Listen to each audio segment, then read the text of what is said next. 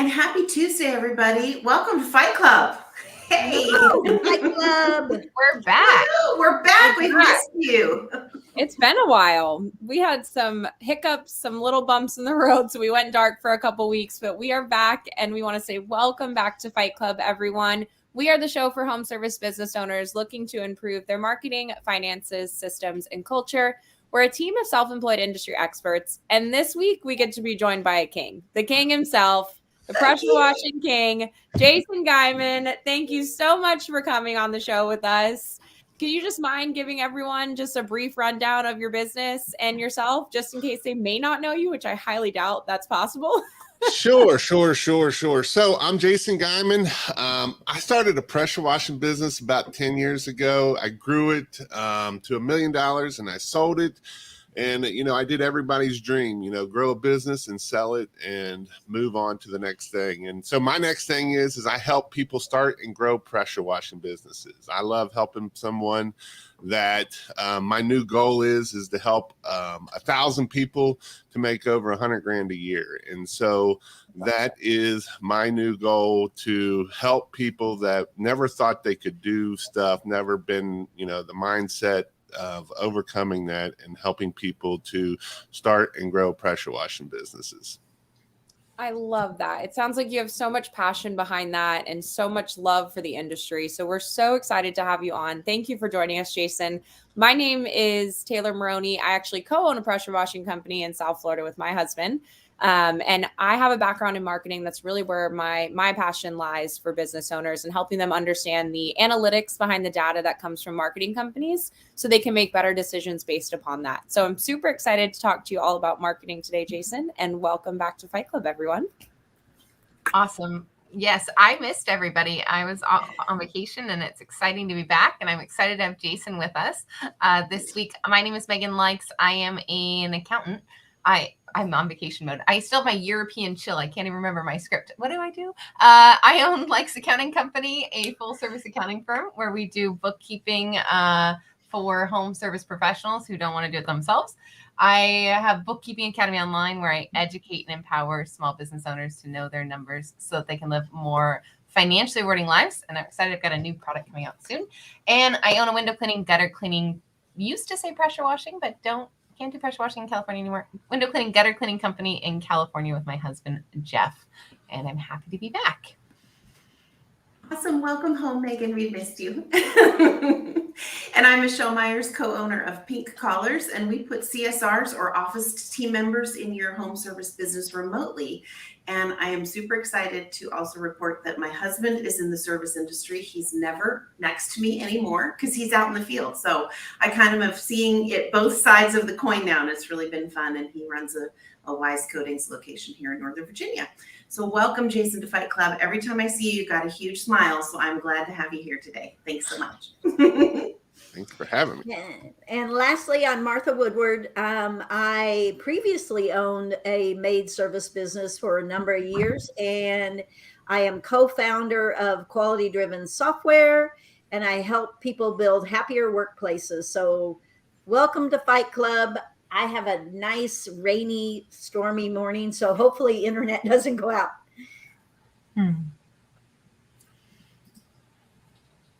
Sorry, I have my nieces. I have my nieces and nephews with me here today, so there was a little bit of screaming. So I just wanted to make sure I didn't, turn my microphone on, and it was madness there for a second. But I'm actually going to steal you first, and we will keep our fingers crossed and our toes that the kids behave for a little bit longer. But Jason, I want to chat with you about Christmas in July. This is something that has really started to kind of take the service industry by storm. And if you aren't doing advertisements for Christmas in July, then you need to listen to this segment of the podcast today. You're in the place that you need to be.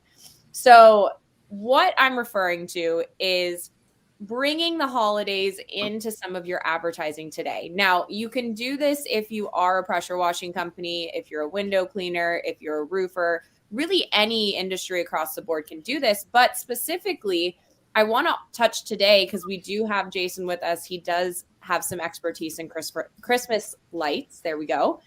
I want to talk about how we can incorporate that marketing today during the month of July. So Jason, how are you kind of starting to release your Christmas marketing and advertising to your customers? So the way I did it when I was in business was we started sending out Christmas cards in July to our Christmas customers, our current Christmas light customers or our past customers. So that way we could start trying to get them to sign up and give them an early discount by signing up. And you know, what better way than somebody actually getting a piece of mail that is signed to them that is a Christmas card, right? Everybody loves to get that piece of card in the mail, especially being that obviously female is our main customer, you know, who loves to get a Christmas card. And it's one of those things when you open it up, you're kind of like, what? Christmas and what is these people? You know, I never get anything from anybody, but this company is sending me a Christmas card and it's handwritten. It's, you know, it touches all the heartstrings, right? And that's the whole purpose of why we do marketing. So that way we can try to get people to go ahead and schedule early. So then that way we can have our calendar booked up and ready to hammer down in October. Yes, we're putting up Christmas lights in October. So that way we can have our new room for our new customers in November.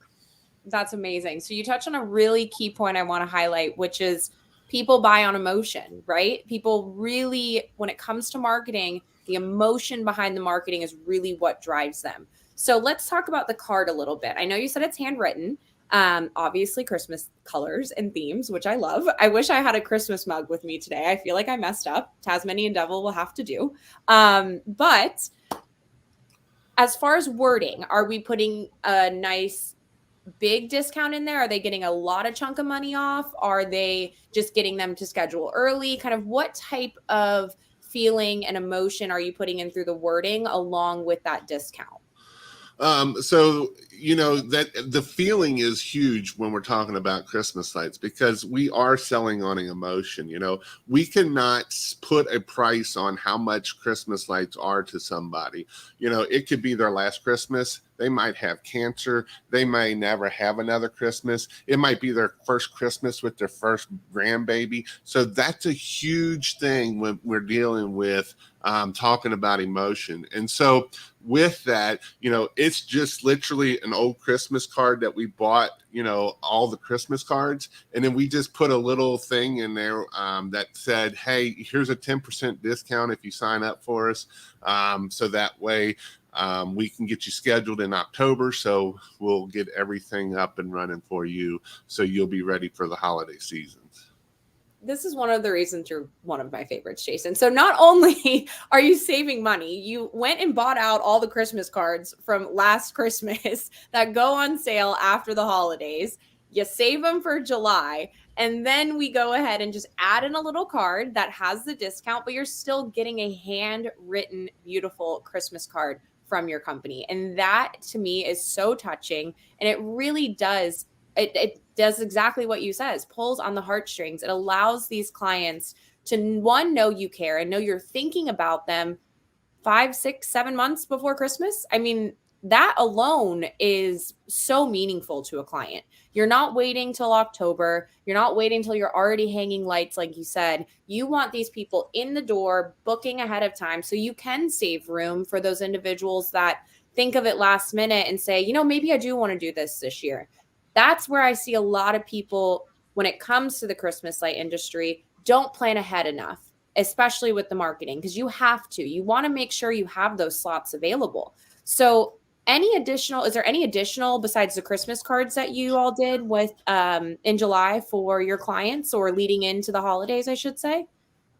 Christmas cards was obviously the biggest one, but that was the most one because July is a tough month. It's a tough month for the service industry. It slows down for a lot of people. And that was another thing that it kind of did start giving us some cash flow in July and August of these people buying. So then that way, because we did have 4 trucks running, and like I say, this is, you know, in the pressure washing season, this is where I put a lot of my commercial work. So my cash flow is getting, not as well. And so this was a way that I could help keep that cash flow going.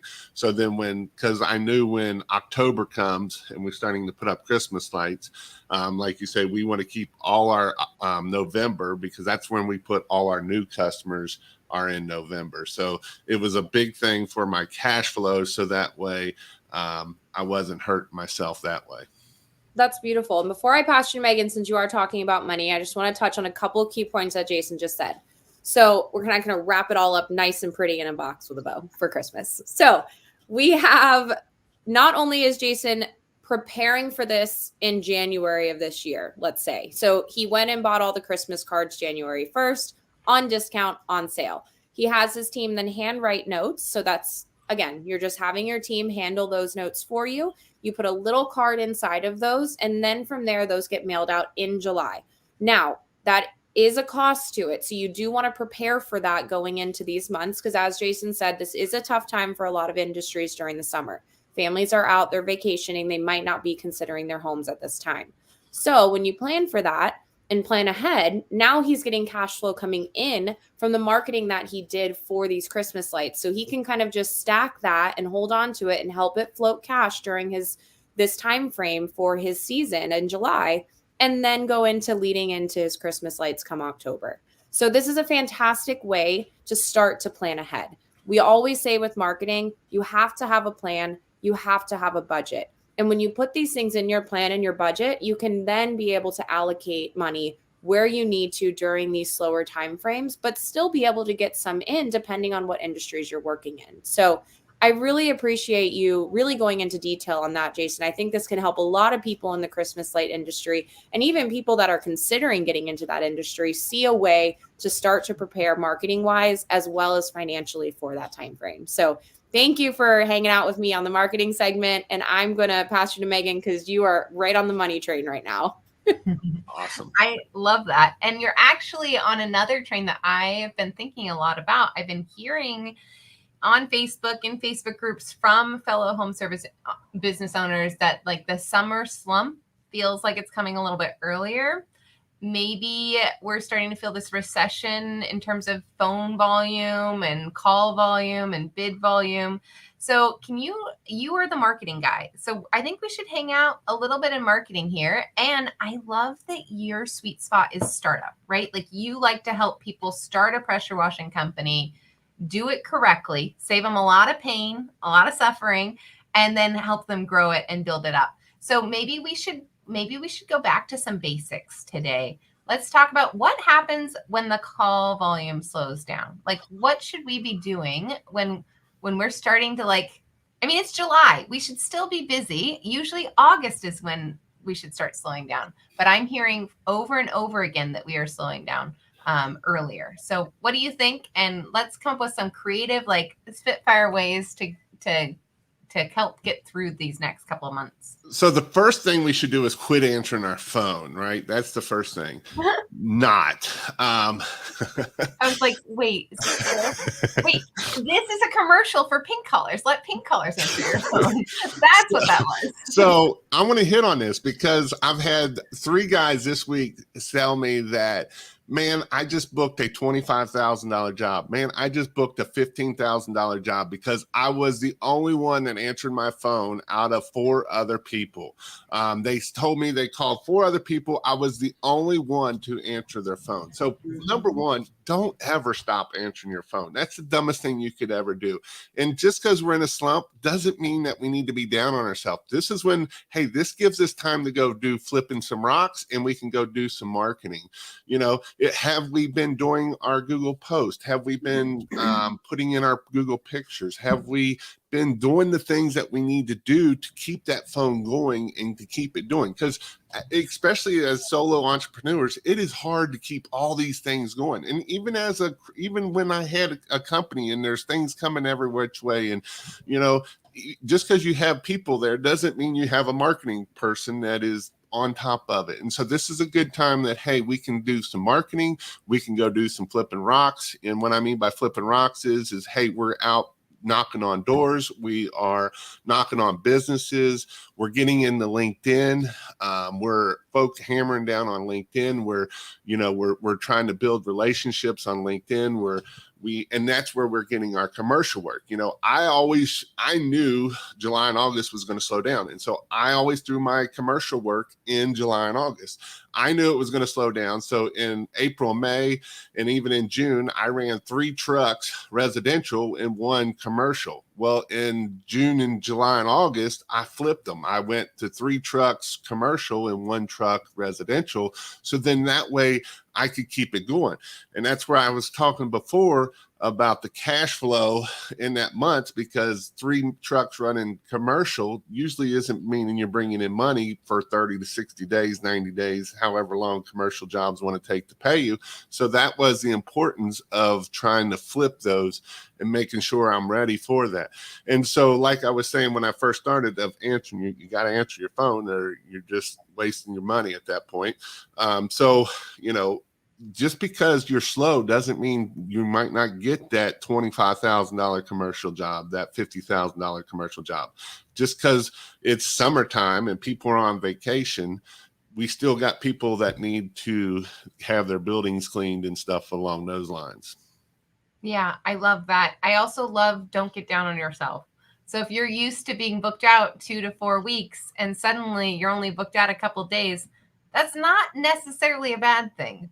That doesn't mean that all the calls are going to stop. I think sometimes as business owners, we get in this mentality, like I track my call volume by week. I track my sales by week. And when you watch these trends, you're like, oh dear, it's going to stop.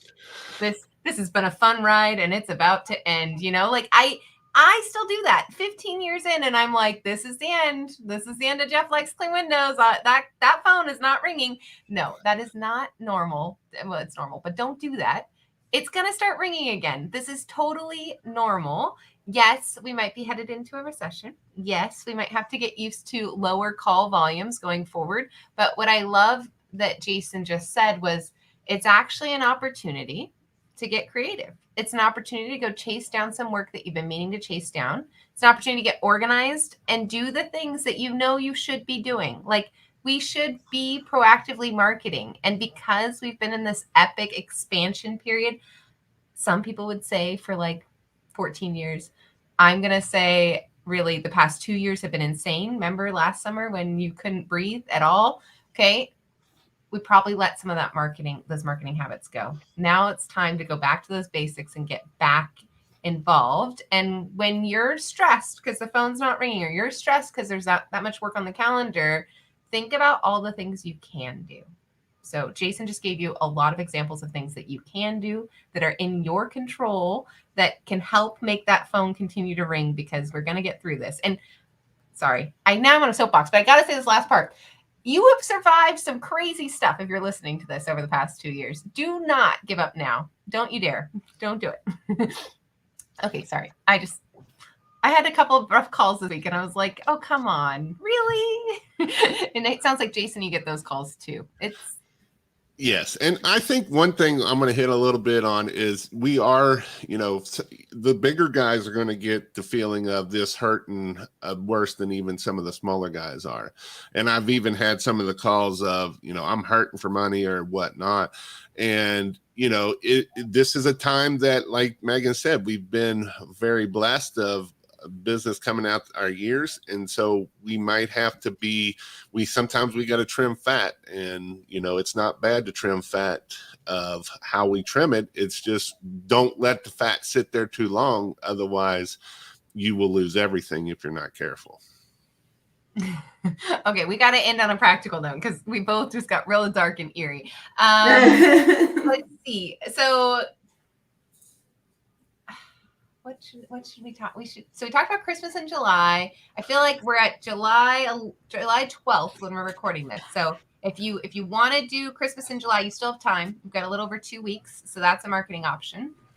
We talked about LinkedIn. We talked about knocking on doors. Let's talk about a new service. Tay's got her hand up. Well, I was just going to say, I would love to be I can, after the show, kind of throw together a little, because Jason did mention Google My Business, and that's really important. So it's really easy to do. A lot of business owners just don't maybe know exactly how to navigate the system. So I'm going to put something in our private group that you guys can be able to use, just a little Loom video to really actively start doing that, because that has a lot of impact. It doesn't just help your Google My Business page. It helps your SEO, helps add pictures to your profile. I mean, there's a lot of benefits to that. And that's a huge positive that a business owner can start to implement today and really make a massive impact. Whatever you do on that, do not change anything, as in your address, your business name. Google has been suspending everybody here lately.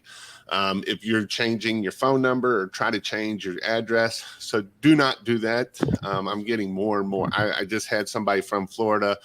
They had it up for 2 years and it got suspended. They did nothing. And so just be careful with changing it. Obviously, doing our posts, doing our pictures, that's all good. And you need to do that. And those are things, but I know I want to just make sure somebody don't go in there and they start changing their address or changing things, because it's not a good thing when you do that, because you will get suspended fast. So, and it is a process to get it back up and running. And so moving forward, yes, doing our posts are good. You can do 2 to 3 posts a week, and that's going to help you out a lot. I love that. I think that's a great ending point, is when you're slower, be proactive. Instead of sitting there spinning your wheels, getting like down on yourself, figure out some things you can do. I love this idea of filling out Christmas cards in the winter when we're slow. Like when you don't have work on the calendar, we used to, way back in the day, we'd send our teams out and they'd pass out flyers. Like, yeah, we'll pay you all day. Now you're on the marketing team. Like, and then hopefully tomorrow you'll be on the window cleaning team, you know? And hey, guess what? You're really always on your phone because you're doing social media. You're our new social media person. I'm going to pay you to do some posts. Like, you're an admin now. So think about the things that you can be doing even when it's a little bit slow. And the phone's going to start ringing again. We all know this. We've got fall coming. Well, it's a little further away than we'd like, but it's coming. It's going to be 103 here today, so it does not feel like fall. But it's coming, and that was really helpful. I'm going to pass you to Michelle, and she's going to talk about some systems. I think we talked about marketing systems today. We'll see what she did. You guys covered a whole lot. I mean, Jason, I got to tell you, I'm super impressed by all the things you do. I mean, you do in-person stuff, you do digital stuff, you do YouTube stuff, you do a podcast. You're constantly giving value, right? That's what I see when I see you out there. And like I said, when we first started the show, every time I see you, huge smile. I probably have 10 pictures of you and me in my phone, and it's the Jason Geiman smile. Big smile in every photo. How do you take care of yourself and protect yourself and your own internal voices and your own internal love and self-care? How do you do that now if you're getting some of these hard phone calls or people are starting to feel some struggle? How do you kind of take care of the Jason Geiman so that we always see that smile? I think that's something people would love to hear from you.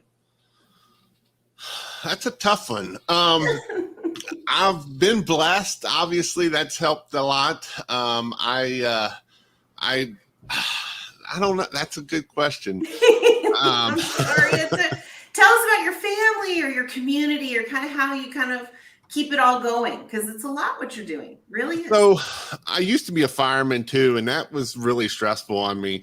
And when I was able to quit the fire department and go full time, that helped me a lot. And it's helped me to be able to bring my be able to have more family time.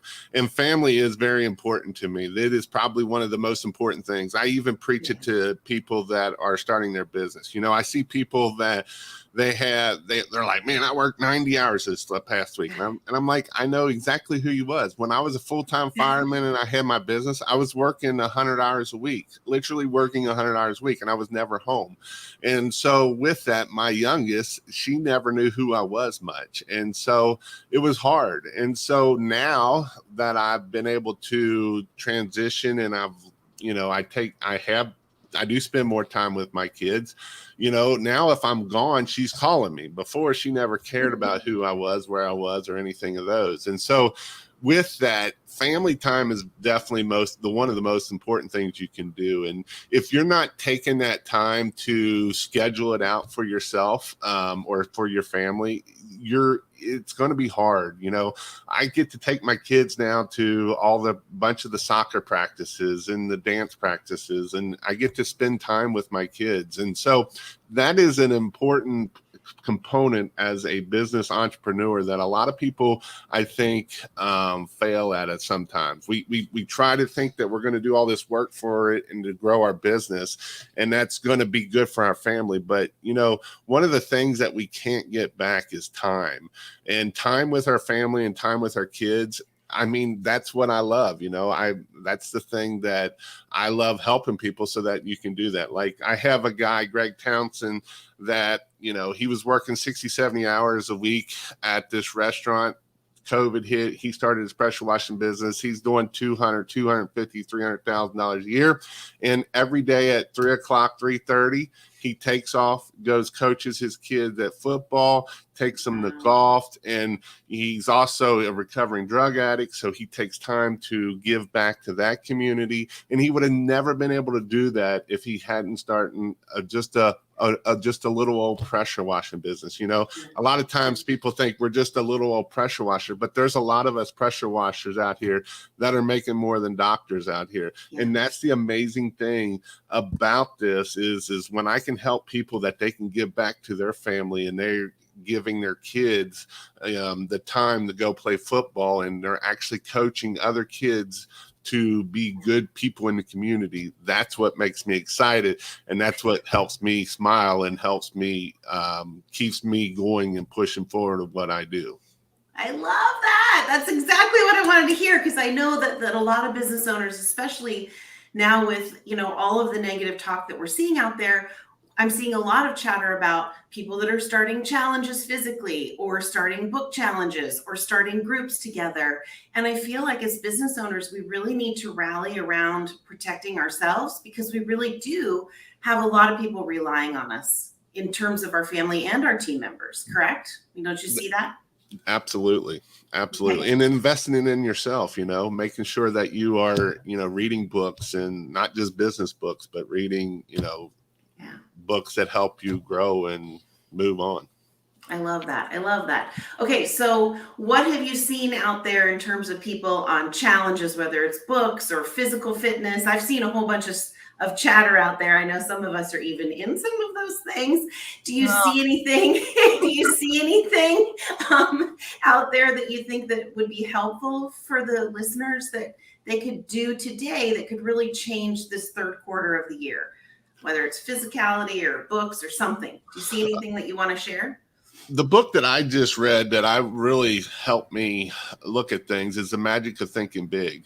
That's one thing that I've always struggled with, is to think big, like BHAG goals. My BHAG goals is not near as big as they should be, obviously, because you should never be able to reach them. And so was a great book that I literally just got done finished reading. And I would highly, highly recommend, if you are trying to think big, or trying to think maybe you're not good enough, or it's a great book to help you look through. And it's an old book, it was written in the 1950s, and It's still amazing. I love it. I love that. That's super cool. Okay, we usually talk about systems in terms of software platforms and things that we use, but I've got Mike Michalowicz's recession response on my desk, because this is something that's at top of mind for me. So in the last couple of years, and I probably am not alone in this, got lots of different software and added a lot of different tools to my stack this year. And Mike says right here at the very beginning, to help with cash flow, to reduce some of that technology, or maybe reduce some of those memberships.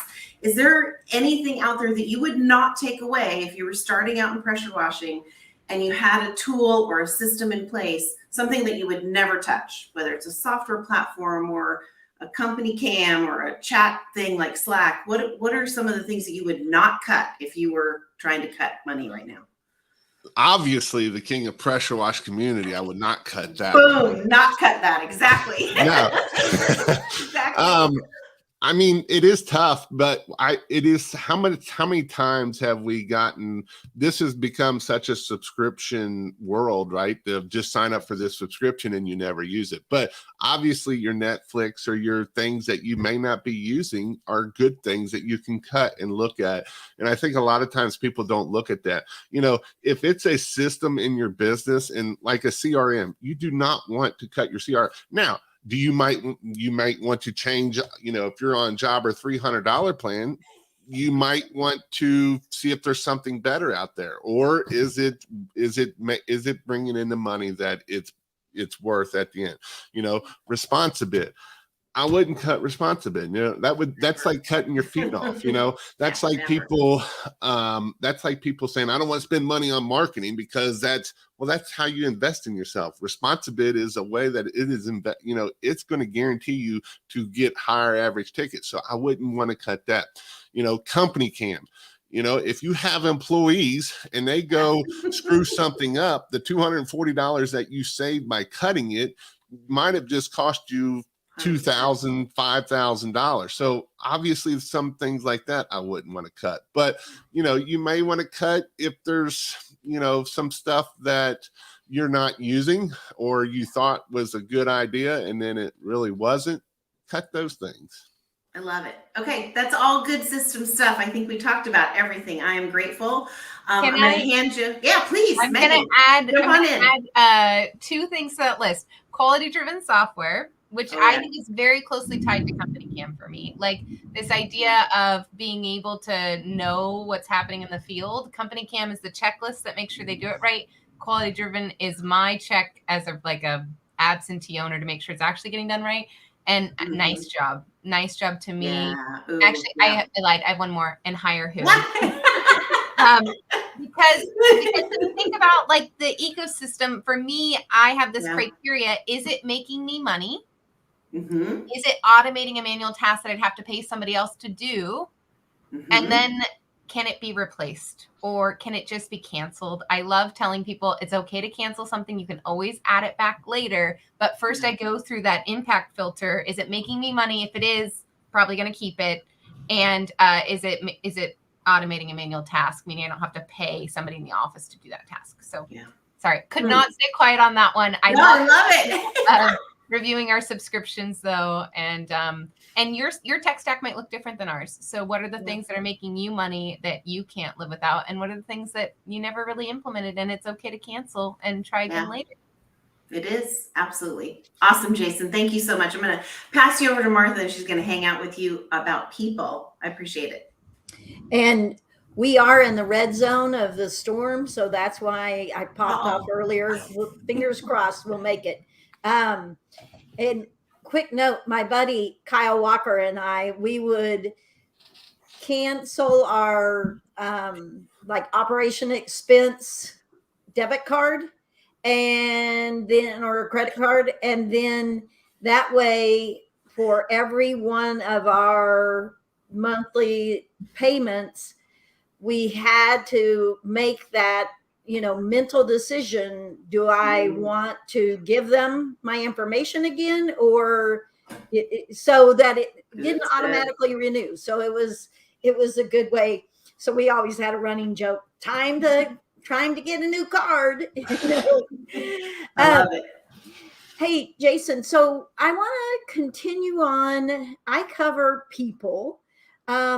And I guess I don't really hardly ever talk about the actual owner and their person. And so when you were talking earlier, I thought, all right, so how do you find the balance between, especially when you're newer, how do you find the balance between you've got to drive to build that business, and you've got to still carve out personal and family time?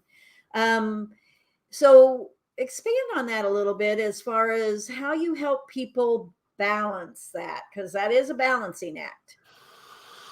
So, and that's a hard balancing act, especially in the beginning. And that's one of the things that, you have to write. This is a time for time management. Right. A lot of times we can think that we're doing something that productive for our business, and really it's just busy time, right? How many times do we have our notification turned on our phone that we're doing work, right? I'm doing work, but I'm going Facebook, and I got my notifications on over here, and now I'm doing this thing, and I've just taken all this time that I've robbed from my family, right? I just took that time that I should have been working on what I'm supposed to be working on, or even emails. How many times can we go down rabbit holes of emails? And now we've spent 2-3 hours. I'm working on, right? I'm working, but I'm really not. I'm just being gone from my family. And so setting a time schedule is huge. Setting that, you got 68 hours a week, or no, you got more now, 168 hours a week that we have. And if you don't time slot that stuff out and say, hey, you know what, at 2 o'clock, I'm going to check my email for only 20 minutes. Right. I'm not going to go down that rabbit hole of, I got to go here and I got to go there. And because we can go down rabbit holes, and we're really not building a business at that point. We're just spinning our wheels, because just because we're putting time into our business doesn't mean we're putting the right time and the right things in our business. And so with that, we have to be careful with our time, because like I said, Brandon Vaughn, if you've ever heard any of his speeches, time is one thing that we don't get back. Everybody says money is time, and that's the biggest lie out there. You can make as much money as you want, but you can only get so much time. And if you don't spend that time wisely, and maybe it's, hey, at 10 o'clock tonight, I'm going to spend this time with my wife. At 9 o'clock, 8 to 9 is with my kids. And just setting that time out will help you, even if you're just starting out. Yeah. And I talked about my little debit card strategy as far as renewing subscriptions. And I think you could kind of take that same strategy, but apply it to time. So if you could journal. I was going to say, are you doing what I'm doing? I can't get it up. Yeah. If you could track where you're spending your time, and then look at your time as your debit card and go, okay, so what is that getting me? What is that getting me? And start paring that down. Well, and it's just like a budget, right? If we don't tell where our money goes, it just goes. And if we don't tell our time where it goes, it just goes. And so it's important that we sit down and we have a schedule, or we have at least a rough draft of, hey, this is what I'm going to do. It doesn't mean I'm going to do it every day.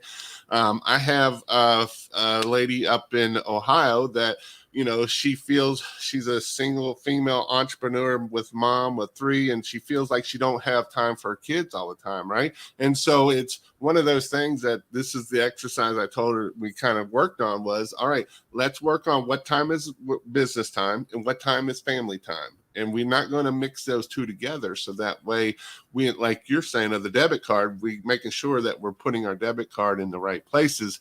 So that way we're getting that time with those people. And it's not just about, how much time we have, but we need to make sure it's quality time. Exactly.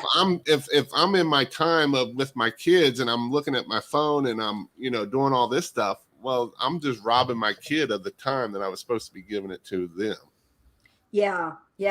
And I do think that that's, it's almost like a vanity metric where people will say, and maybe they say it to their spouse or whoever, like, I work all the time, and, I'm building this business. And, so that working all the time, they're kind of telling themselves a lie that means I'm being very productive in my business, and that's not always true.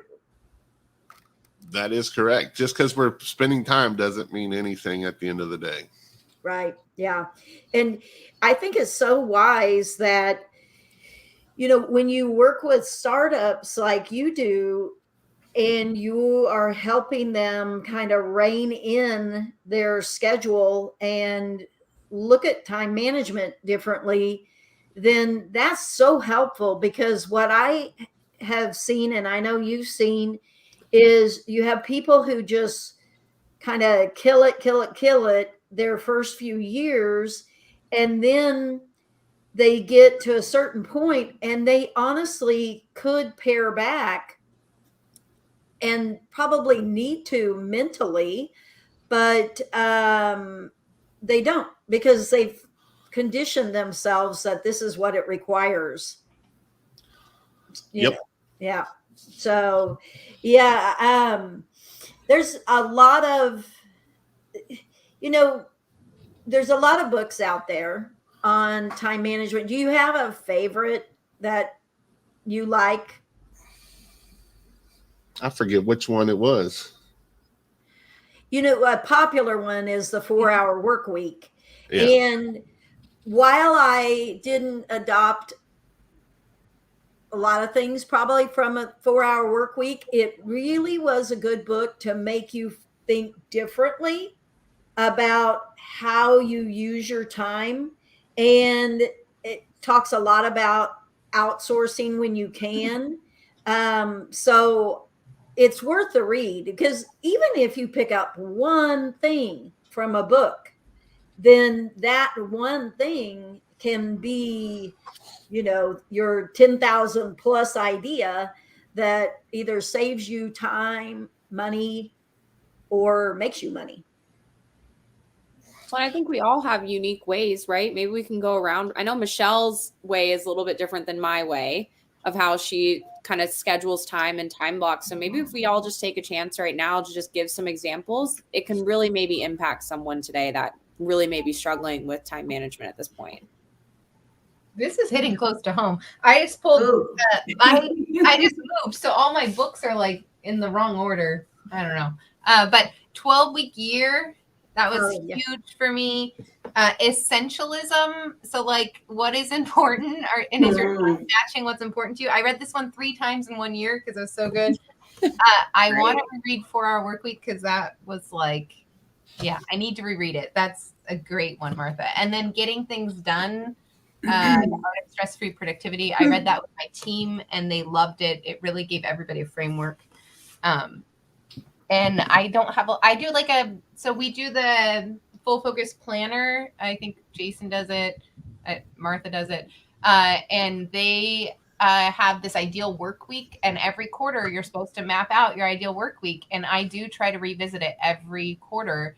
And then I have my assistant time block it into my actual Google Calendar. And that tells her when I'm available for meetings and when I'm supposed to be at the garden, when I'm supposed to be with my husband, and when I'm supposed to be eating lunch. Like, I don't really follow it, but I try. And I love that it's a pencil to paper exercise. So I pencil to paper, what is my ideal work week look like? How does that total out? And then I try and arrange my life around that. That's mine. I'll let somebody else go. I'm actually using percentages. You'll love this, Megan. I got math nerdy on my time blocking recently. And from implementing EOS into our business, I realized that you only need to give people 20% of what they need to do any given job. So I thought about my work week and I thought, if I should give 20% of my time to being the CEO, then that means each business only gets 8 hours of my time. And what does that look like? Is that even possible to do? So I'm trying to see what that 20% of my time looks like for each of the things that I do. And Jason, I mean, you do podcasts, you do the in-person training, you do the digital training. So you have, those are all different businesses that are separate. So if you gave 20% of your time to those, what would that actually look like? And so I'm trying to think of it that way from a multiple business owner perspective, and I will report back once I dial it in. It's not there yet, but I'm looking at percentages of what to do with my time. So interesting.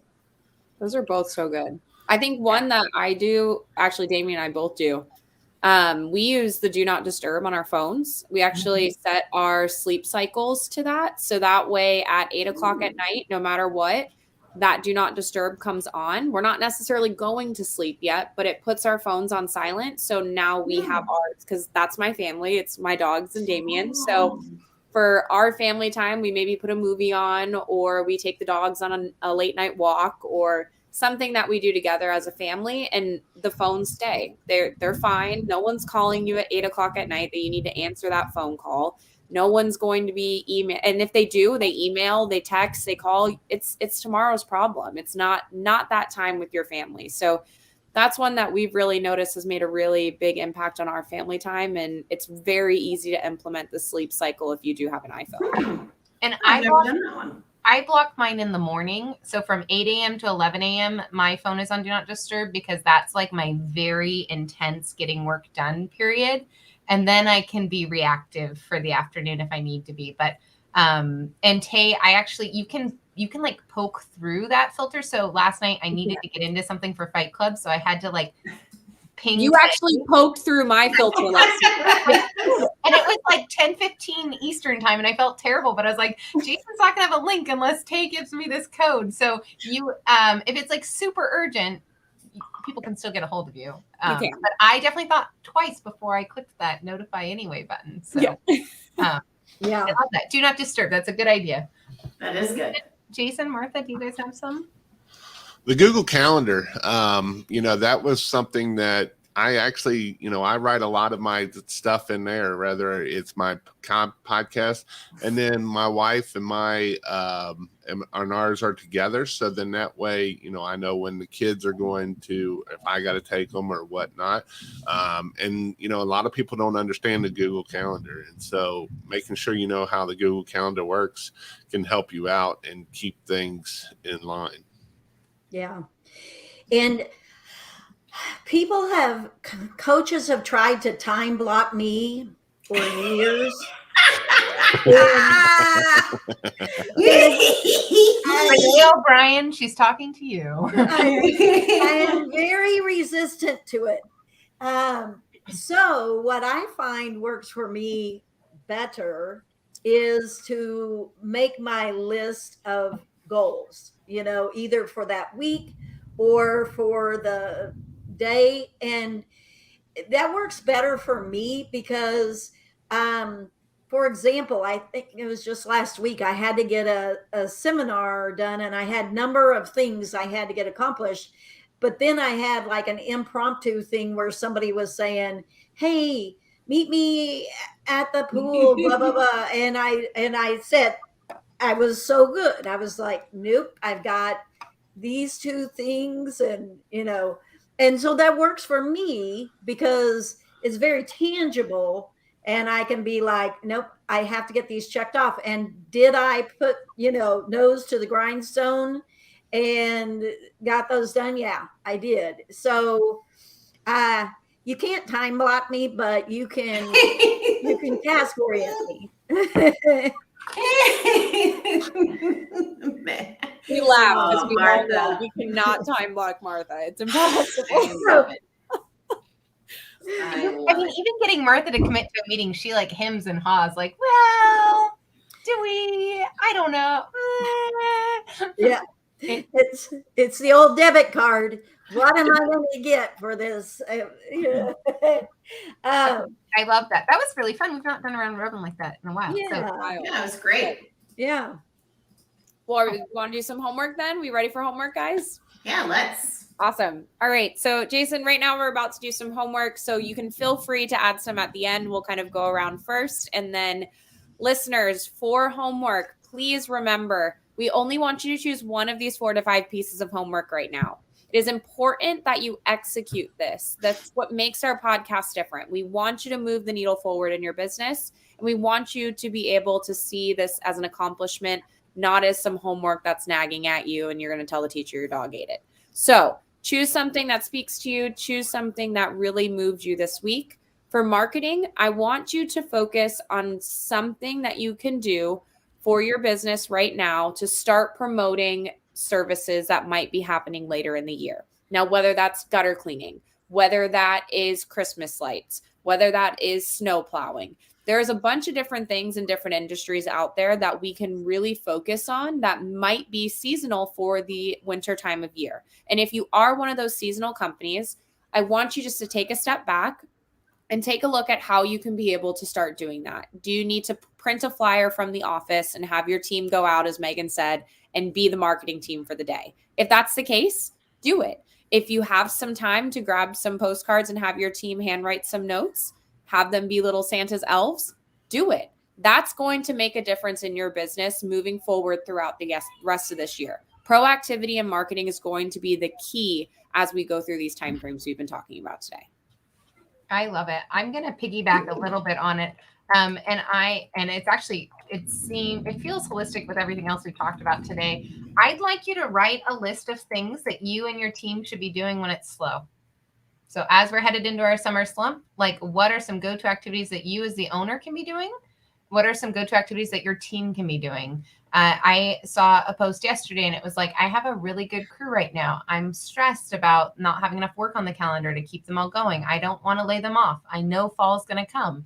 If you had a list of proactive things that they could be doing, then maybe you wouldn't feel so stressed. Now, they're not necessarily like today income producing activities, but I liked how Jason said, if you plan for that, if you know that your commercial work is going to take 30, 60, 90 days to come in, cash in the bank, then you can start complementing and supplementing that. So your finance homework is to come up with a list of tasks for you to do when it's slow and you start freaking out. How can you take back control of that?